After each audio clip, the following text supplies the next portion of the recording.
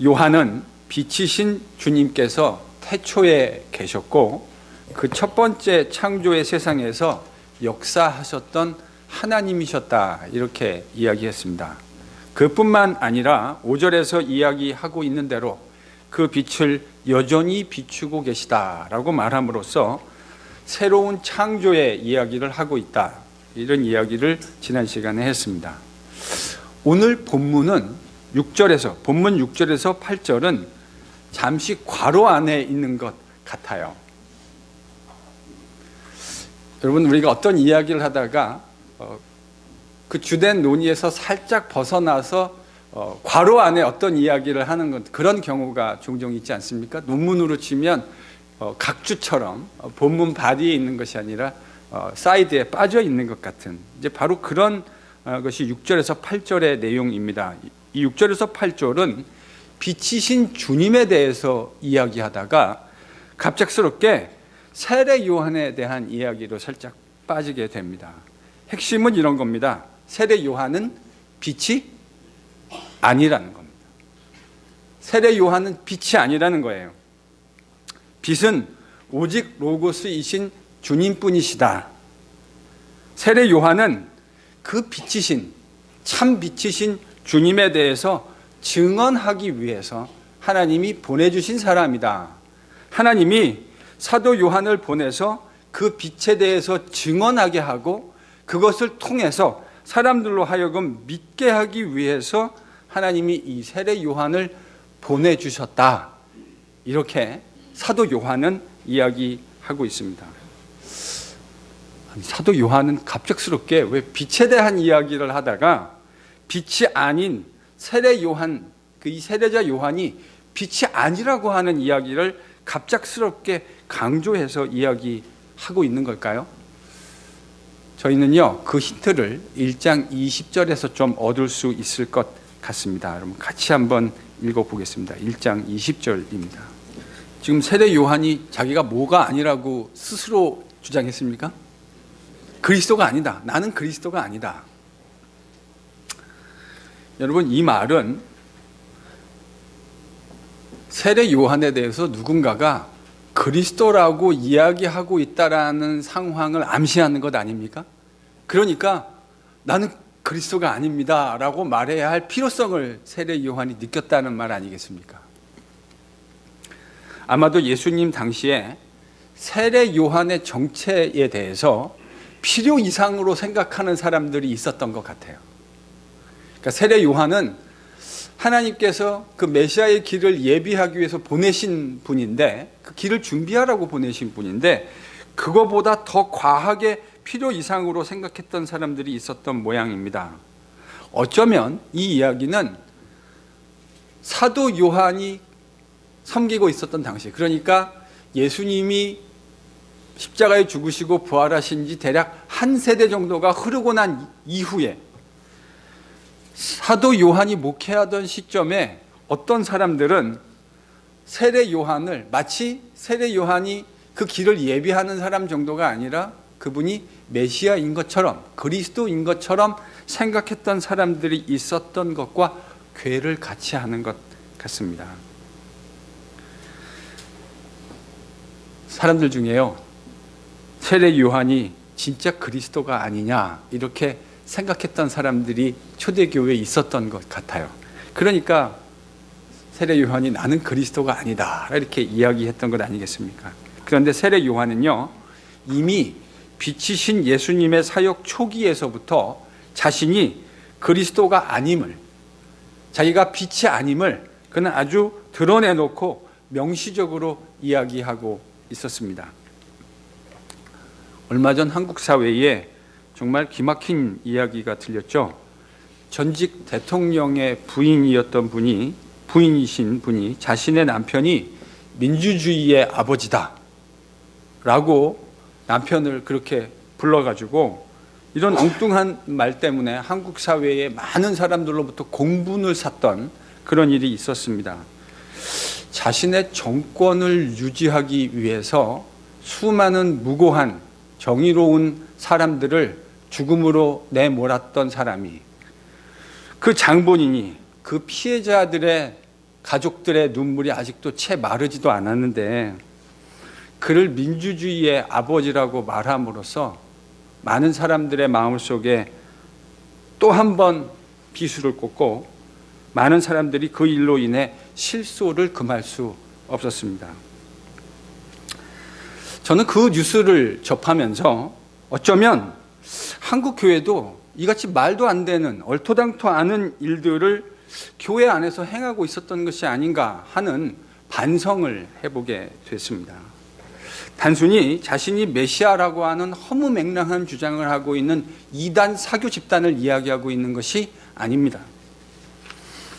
교회에서도 적지 않은 목회자들이 자신이 가진 목회자로서의 직분을 성경적인 관점에서 제대로 조망해 보지 못하고 착각해서 마치 자신이 하나님과 성도들 중간 어디쯤 있는 위치한 사람이라고 착각했던 경우가 참 많이 있었던 것 같아요. 여러분, 그렇게 자신을 인식하게 되어지면 자신이 하나님과 백성들 사이에 어딘가에 위치해 있다고 생각하게 되어지면 그런 인식은 필연적으로 언어와 행동으로 나타날 수밖에 없는 겁니다. 그러니까 불필요한 권위주의 의식에 붙들리게 되는 거죠. 자신이 뭔가 특별한 사람이 된 것처럼. 오해 없이 들으십시오. 저는 성경이 부여한 적합한 권위마저도 부정하려는 것은 아닙니다. 그러나 하나님께서 목사에게, 목회자에게 주신 올바른 성경적인 관점을 가지지 않으면 거기는 필연적으로 악순환의 일들이 발생할 수밖에 없게 되는 거죠. 하나님께서 교회를 위해 말씀의 교사로 자신을 세우셨는데 자신의 직분을, 말씀의 교사인 자신의 직분은 망각한 채 엉뚱한 일에 시간을 보내고 소모적인 일에 바빴던 것을 저희들이 직간접적으로 경험하지 않았습니까? 저도 그러한 목회자들의 잘못되어진 사고들을 직간접적으로 경험할 수 있는 기회들이 많이 있었습니다. 여러분, 이래 가지고는 건강한 교회가 될 수 없습니다. 세례자 요한은 자신이 그리스도가 아니라고 하는 사실을 명확하게 알고 그렇게 선포했습니다.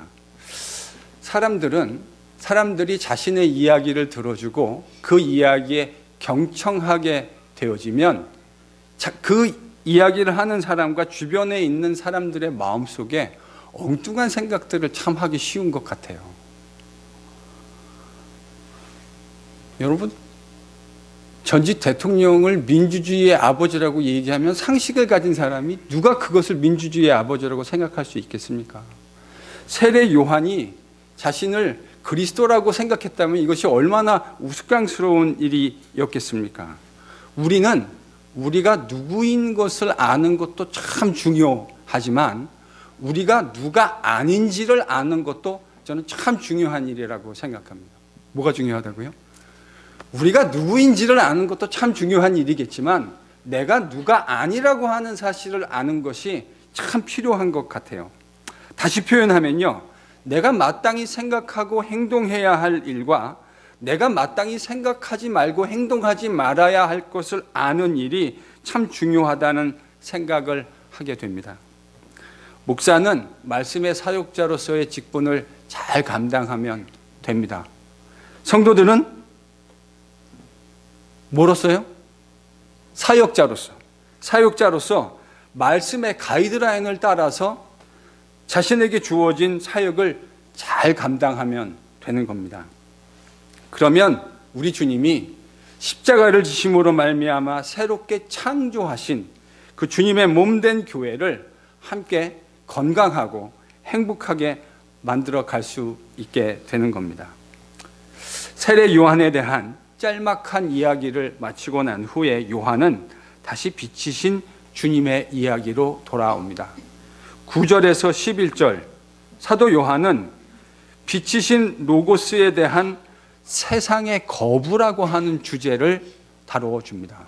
9절에서 11절에 뭘 다루고 있다고요? 세상의 거부, 빛으로 오신 그 로고스이신 주님에 대한 세상의 거부라고 하는 주제를 다루어 줍니다.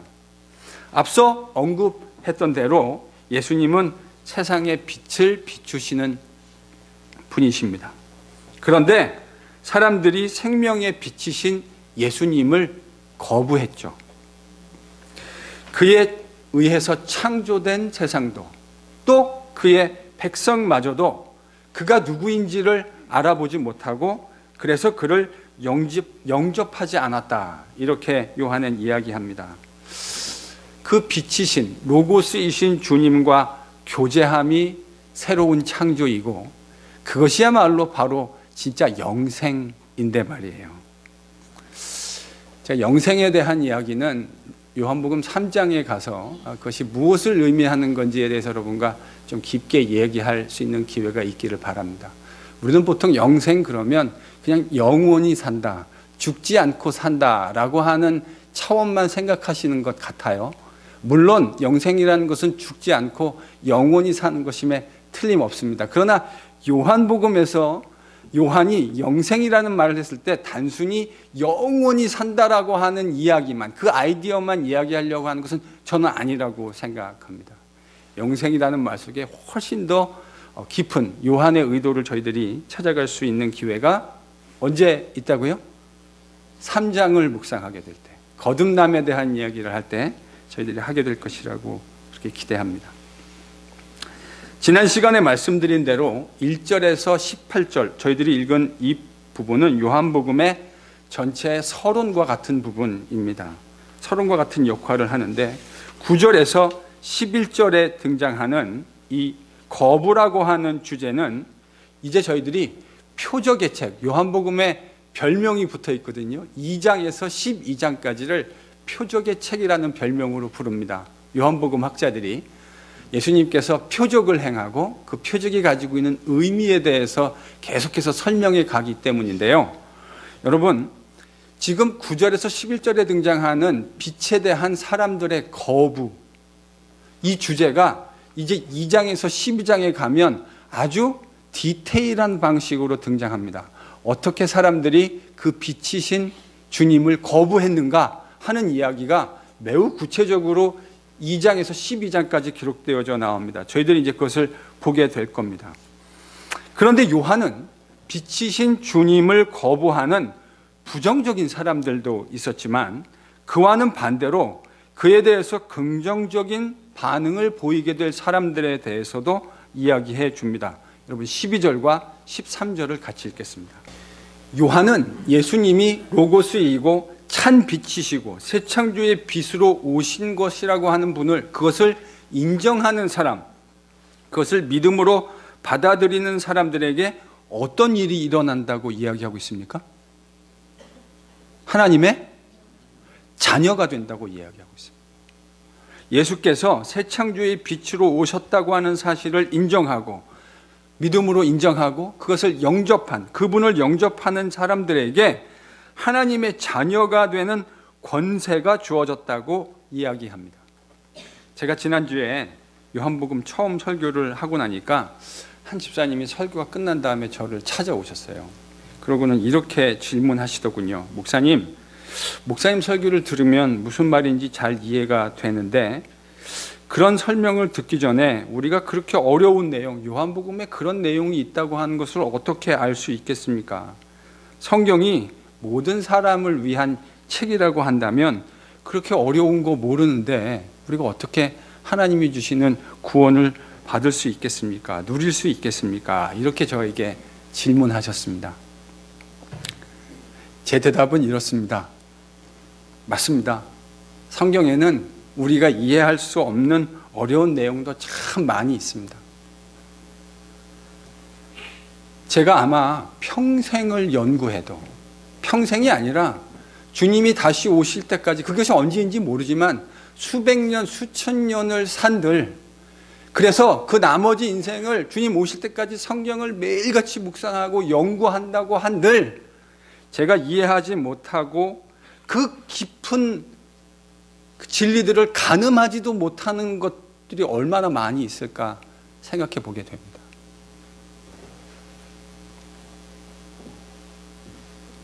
여러분, 근데 분명한 거는요, 하나님의 자녀가 되는 권세는 어려운 것이 아닙니다. 하나님께서 죄인인 우리를 대신해서 예수님을 십자가에 달려 죽게 하셨고, 그래서 우리의 죄를 대속하셨고, 그를 다시 죽음에서 일으키시고 부활시키셔서 새로운 창조의 세상을 여셨고, 이제 지금도 그 새로운 창조의 세상을 열어가고 계시다고 하는 사실을 믿음으로 인정하기만 하면 우리는 하나님의 새로운 창조의 피조물이 되는 겁니다. 믿으실 수 있는 주님의 은혜가 간절히 임하기를 기도합니다. 우리가 바이올로지 101 공부하고 대학 가고 대학원 가서 바이올로지 생물학 클래스를 공부했기 때문에 생명이 태어나는 겁니까? 아닙니다. 하나님의 은혜로 생명이 태어나고, 그 생명이 태어나기 위해서 하나님이 얼마나 기막힌 일을 하셨는지를 말씀을 보면서 시간이 지나가면서 구구절절 더 깊게 알아가게 되는 거죠. 그래서 바로 그 일을 위해서 하나님이 목사를 말씀의 교사로 교회에 주신 것 아니겠습니까?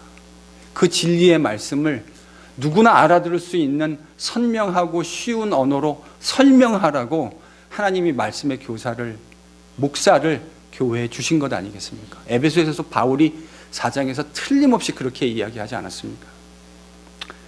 여러분 근데 잘 보시면요, 요한은 우리가 새로운 창조의 피조물이 된다는 개념을 12절에서 무엇이라고 표현하고 있죠? 하나님의 자녀가 된다. 새로운 창조의 피조물이 된다고 하는 그 개념을, 같은 개념을 12절에서 하나님의 자녀가 된다, 이렇게 표현하고 있습니다. 여러분 어떻습니까? 저희들이 에베소서 바울의 편지를 묵상할 때 읽었던 내용하고 정확하게 같은 내용 아닙니까? 바울이 이사야의 말씀을 생각나게 하는 방식으로 새 창조의 세계를, 그리스도 예수 안에 있는 복음이라는 것이 새 창조라고 하는 것을 언급하면서 바울은 그래서 우리가 누리게 되어질 그 구원이라고 하는 것을 무슨 단어로 설명했습니까? 입양. 우리가 그 하나님의 그리스도 예수 안에서 하나님이 이루신 것을 믿음으로 말미암아 그 구원을 얻게 돼서 누리게 되어지는 새 창조의 세상을 바울은 에베소에서 입양이라는 말로 설명했습니다. 그러니까 바울이나 요한은 우리가 예수님을 통해서 믿음으로 새롭게 지어지는 새 창조라는 그 개념, 즉 구원이라고 하는 것을 가족이라는 개념으로 설명하고 있는 거군요. 맞습니까? 바울도 그렇고요, 요한도 그렇고, 우리가 누리는 그 구원이라고 하는 것을 가족이라고 하는 개념, 그 컨셉으로 설명하고 있습니다. 우리는 흔히 구원을 예수 믿고 죽어서 천국 가는 것이라고 아주 오랫동안 전통적으로 들어왔습니다. 그런데 바울이 쓴 편지와, 저희가 에베소서밖에 읽지 않았지만 앞으로 저희들이 바울의 편지를 읽게 될 텐데요, 바울의 편지와 요한이 쓴 이 요한복음서를 보면 그들은 우리가 누리는 구원이라고 하는 개념을 죽어서 천국 가는 것이라고 설명하지 않고 뭐로 설명하고 있다고요? 하나님의 가족이 되는 것으로 설명하고 있다는 것입니다. 이것이 성경이 이야기하는 우리가 누리는, 저는 가장 큰 축복이라고 생각합니다. 그래서 창세기를 강의할 때 우리가 누리는 가장 큰 축복이 제가 뭐라고 여러분들에게 설명해 드렸습니까? 하나님의 백성이 되는 것이다. 사실요, 이게 지금 언어가 다르지만 저는 정확하게 같은 이야기를 하고 있다고 생각해요. 창세기에서 하나님의 백성이 된다고 하는 그 이야기가 지금 요한복음과 바울 서신에서는 하나님의 자녀가 되고 그의 자녀로 입양되는 것이라고 요한과 바울은 각각 설명하고 있는 겁니다. 저는 이런 의미에서 기독교가 얘기하는 구원을 하나님의 가족이 되는 것이다 라고 좀 이야기하고 싶습니다. 뭐가 되는 거라고요? 하나님의 가족이 되는 거예요. 여러분, 기독교가 말하는 구원이라고 하는 것은 죽어서 천국 가는 정도가 아니고요, 이미 이 땅에서 하나님의 가족이 되는 겁니다. 구원이 뭐가 된다고요? 하나님의 가족이 되는 거예요. 창조주의 가족이 되는 겁니다. 이게 기독교가 말하는 구원입니다. 저는 성경이 우리가 누리는 구원의 개념을 하나님의 가족이 되는 것이라고 설명하는 것이 참 감사합니다. 그리고 그 개념을 생각할 때마다 참 든든하고 따뜻합니다. 여러분, 세상 어디를 가든지, 여러분이 여행을 하시든지 비즈니스 출입을 하시든지 뭘 하든지 간에 생각할 때 참 우리를 따뜻하게 만드는 그 단어가 가족 아닙니까? 떠나와 있는 여행지에서 빨리 돌아가서 가족들을 만나고 싶은, 항상 생각하면 따뜻하고 든든한 참 그런 개념인 것 같아요. 하나님이 아버지이시기 때문에, 하나님이 이 가족의 아버지가 되시기 때문에 우리는 기도를 통해서 그분에게 우리의 모든 감정을 정직하게 이야기할 수 있게 되는 겁니다. 제가 기독교가 얘기하는 구원을 하나님의 가족됨이라고 하는 개념으로 이해하고 난 다음에 저한테 일어난 가장 큰 변화는, 저는 예전에 하나님 그러면 어떻게 생각했냐면 멀리 계신 분이고 나와는 다른 분이고 범접하기 힘들고 가서 무슨 말씀도 드릴 수 없는, 우리 옛날에 왜 그런 범접할 수 없는 그런 분 같은 개념을 저희들이 가지게 되잖아요. 여러분들, 기독교가 말하는 구원은 그런 개념이 아닙니다. 하나님 안에 그런 속성이 있는 것도 사실이에요. 우리가 접할 수 없는, 범접할 수 없는 속성이 있는 것도 사실이지만 성경은 우리가 누리는 그 구원을 하나님의 가족이 되는 것이라고 설명하고, 그 창조주 하나님, 범접할 수 없는 하나님이 우리의 아버지가 되는 것이라고 우리에게 설명해 준다고 하는 것입니다. 이렇게 되니까요, 저한테 가장 큰 눈에 띄는 변화는 제가 가지고 있는 감정을 하나님 앞에, 그것이 기쁜 감정이든 상한 감정이든 하나님 앞에 있는 그대로 다 편하게 말씀드릴 수 있게 되었다고 하는 겁니다. 기쁠 때는 기쁜 대로, 마음이 상했을 때는 마음이 상한 대로 하나님께 그 이야기를 아주 솔직하고 진솔하게 할 수 있게 되었다는 거죠. 가끔 아내가 저를 힘들게 하면 하나님이 주신 아내가 저를 힘들게 하고 있다고 하나님께 투정 부릴 수 있어서 참 좋습니다. 역으로 생각하셔도 괜찮아요. 남편이 속상하게 만들면 하나님 주신 저 남편이 저를 속상하게 만들다고 하나님께 여러분 얘기하셔도 괜찮습니다. 인생 살다 보면, 아이들 키우다 보면 여러분 그런 날이 있지 않습니까? 걔네들 우리한테 아무것도 해주는 게 없는데 그냥 걔네들 바라보는 것만으로도 너무나 눈물나게 좋은 날이 있지 않습니까? 야, 제가 내 자식이라고 하는 것 자체가 너무 감사하고 기쁜 날 있지 않으십니까?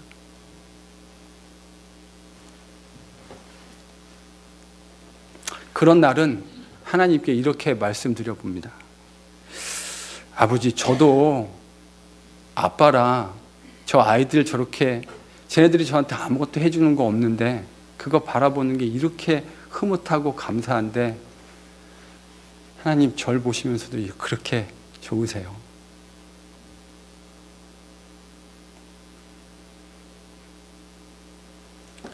기독교의 신앙이라고 하는 건요, 초월적이고 그런 이성적인 이야기, 논리적인 이야기만 하는 게 아닙니다. 그런 거 틀림없이 있는데 그런 하나님이 우리의 아버지라고 하는 사실을 우리가 경험하게 되는 겁니다. 이게 기독교의 구원이 우리에게 베풀어주는 수많은 은혜의 한 단면이라고 생각합니다. 여러분, 어렵고 힘든 일을 가지고 계십니까? 아버지 앞에 진솔하게 한번 다 이야기해 보십시오. 여러분의 개인 기도의 시간과 또 교회가 정해놓은 기도의 시간에 나오셔서 여러분이 느끼고 있는 감정, 힘들고 어려운, 그리고 꼭 주님께 아뢰고 부탁드리고 말씀드리고 싶은 것을 기도를 통해서 하나님께 아뢰 보십시오. 정말 그분이 내 옆에 지금 같이 앉아 계신다는 마음으로 아버지께 그 이야기를 한번 해보세요. 하나님이 우리의 신음소리도 듣고 응답해 주실 겁니다. 하나님이요, 우리의 신음소리까지도 듣고 응답해 주실 겁니다. 우리가 우리 자녀에게 필요한 것, 그들이 말하지 않아도 무엇이 필요한지를 일일이 다 섬세하게 바라보면서 준비하고 다 케어해 주는 것처럼 하나님께서 그렇게 이야기하는 우리의 기도에 귀를 기울여 주실 거라고요. 귀를 창조하신 하나님은 세상에 있는 잡신들과 우상과 달라서 그들은 아무것도 들을 수 없지만 하나님은 모든 것들을 들으십니다. 특별히 그의 자녀들의 기도와 그의 자녀의 신음소리를 다 들으시는 하나님이십니다. 하나님께 여러분의 모든 기도의 제목들을 이야기하고 그렇게 주님과 함께 올 한 해 교제할 수 있는 저희들이 될 수 있기를 바랍니다. 여러분, 근데 13절을 보면요, 요한은 하나님의 자녀가 되는 특권을 누릴 수 없는 세 가지 부류의 상황을 이야기합니다. 첫 번째는 뭐죠? 혈통입니다. 혈통. 아마도 이 혈통이라고 그랬을 때 사도 요한은 유대인으로서의 혈통을 머릿속에 염두에 두고 있는 것으로 보입니다. 두 번째는 뭐라 그랬죠? 육정이요. 세 번째는요? 사람의 뜻. 이 두 번째, 세 번째가 육정, 사람의 뜻, 그러니까 이게 서로 우리나라 말로는 참 많이 관계가 없는 것처럼 들리는데 사실 두 번째 이 사도 요한이 쓴 단어를 보면 육정이라는 말과 사람의 뜻이라는 말이 사실은 거의 비슷하게 들려요. 근데 저는 조금 차이가 있지 않을까. 육정이라고 요한이 말했을 때 그 육정이라고 하는 것은 아버지와 어머니의 성적인 관계를 통해서 자연적으로 출생하는 것을 이야기하는 것으로 보입니다. 그리고 사람의 뜻이라고 말한 것은 문자적으로 정확하게 직역을 한다면 아버지의 의지입니다.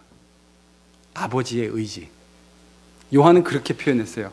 그러니까 아마 아버지의 의지라는 것도 아버지 한 사람만을 말한다기보다는 아버지를 대표로 한 아버지와 어머니, 즉 부모의 의지, 이렇게 이야기한 것 같아요. 여러분 어때요? 저를 보십시오. 혈통, 자연적인 출생, 그리고 부모의 의지. 여러분, 이런 것들은 우리가 세상에서 어떤 특권을 이야기할 때 그 특권을 소수의 특정 부류의 사람들만 누린다고 이야기할 때 이야기한 것 아닙니까? 그렇죠? 고려시대의 왕이 되려면 왕이 되는 특권은 무슨 성씨를 가져야만 가능했죠? 제가 지금 고려시대라 그랬습니다. 고려시대. 고려시대에는 왕씨여야만 했습니다. 왕씨가 아닌 사람은 절대로 왕이 될 수 없었어요. 조선시대에는요, 그냥 이씨라고 하시면 안 되고요. 전주 이씨 이렇게 말씀하십니다. 전주 이씨. 전주 이씨여야만 왕족이 될 수 있는 특권을, 왕족으로 태어났다고 다 왕이 되는 것도 아니고요. 직계의 적자의 장손으로 물론 뭐 역사에 예외가 많이 있지만 적법한 건 그런 거 아닙니까? 그 혈통의 부모의 적실 부인의 장자로 태어나야 그 왕권의 혈통, 즉 그 대통을 이을 수 있는 특권을 누리게 되는 거 아닙니까? 그래서요, 인간 세상에서 바로 이런 거, 혈통, 어떤 출생, 부모의 의지, 이런 것들은 소수의 사람들, 특정화된 사람들만이 누리는 것을 이야기할 때, 특별 계층만이 누리는 특권을 이야기할 때 일상적으로 이야기되는 것들입니다.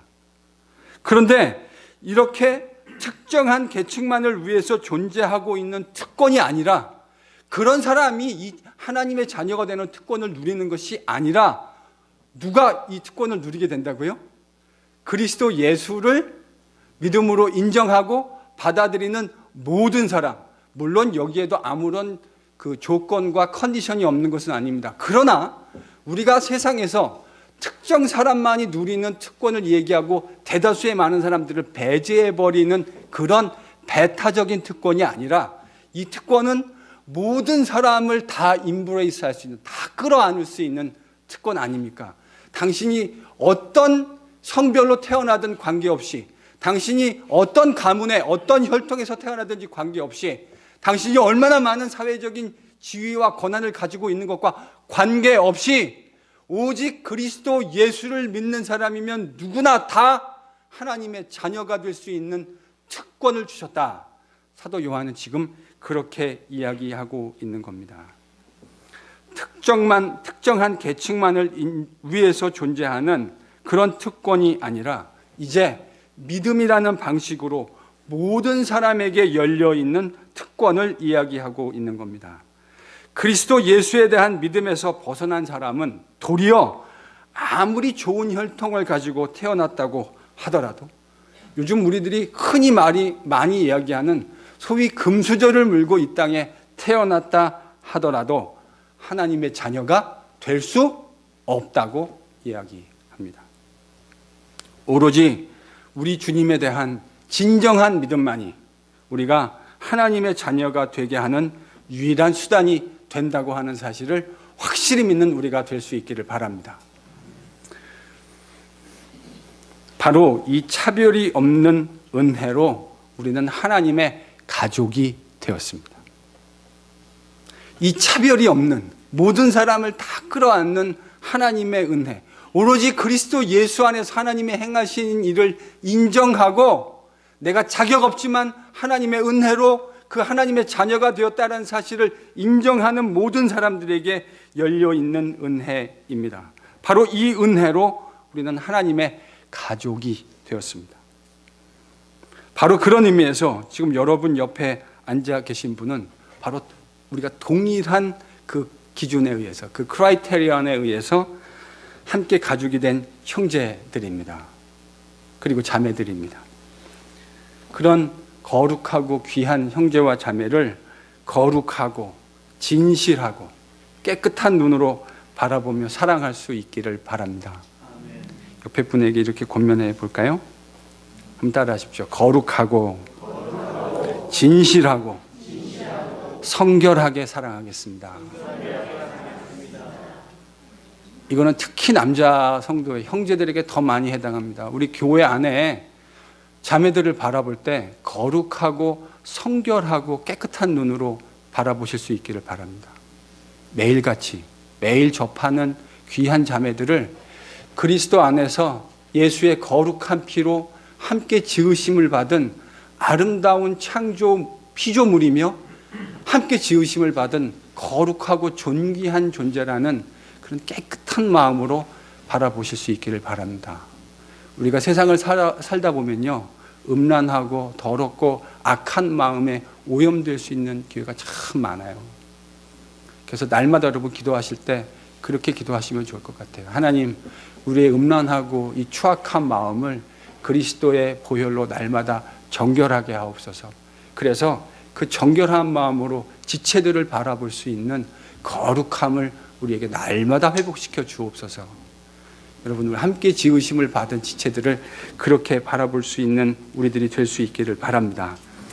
또한 우리는 마땅히 이런 차별 없는 복음, 그리스도를 믿으면 누구에게나 차별 없이 주어지는 이 복음을 마땅히 증거해야 하는 우리 주님의 가족이 된 줄로 믿습니다.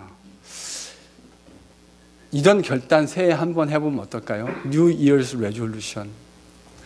그것이 성공하든 실패하든 관계없이 올 한 해는 내가 딱 한 사람을 정해서 그 사람에게 예수님의 가족이 되는, 그리스도를 믿기만 하면 나와 똑같이 이 엄청난 은혜를 누리게 되어지는 이 은혜를 내가 한 사람을 정해놓고 그 사람을 위해서 1년 내내 기도하고 그에게 그리스도의 가족이 될 수 있는 이 아름다운 복음을 증거해야 되겠다. 여러분, 이런 New Year's Resolution 같은 거 저희들이 한번 하면 얼마나 좋을까요? 표정을 보니까 목사님 혼자 좋으신 것 같은데. 여러분, 그렇게 도전합니다. 저는 New Year's Resolution 정했어요. 그래서요, 올 한 해는 딱 한 사람만 정해놓고 그 사람을 위해서 1년 내내 기도하면서 그 사람에게 기회가 될 때마다 하나님의 복음을 전하고 함께 그리스도 예수의 제자가 되는 일을 이야기해야 되겠다. 이런 New Year's Resolution을 올해 정했습니다. 우리 자신을 드러내는 것이 아니라 자격 없는 우리를 하나님의 가족으로 받아주신 그 주님의 귀한 은혜를 증언하는 가족이어야 할 겁니다. 생명을 주시는 유일한 주님을 드러내고 자랑하는 우리는 예수 그리스도의 영광스러운 가족입니다. 이렇게 할 때 하나님의 가족이 아름답게 확장되어집니다. 올 한 해 우리 NGPC를 통해서 하나님의 가족됨을 우리가 끈끈하게 먼저 느낄 수 있는 한 해가 될 수 있기를 바랍니다. 그런 은혜를 누리게 되시기를 축원합니다. 우리만 누리는 것이 아니라 그 아름다운 가족이 우리의 선포를 통해서 아름답게 확장되는 한 해가 될 수 있기를 예수님의 이름으로 간절히 축원합니다.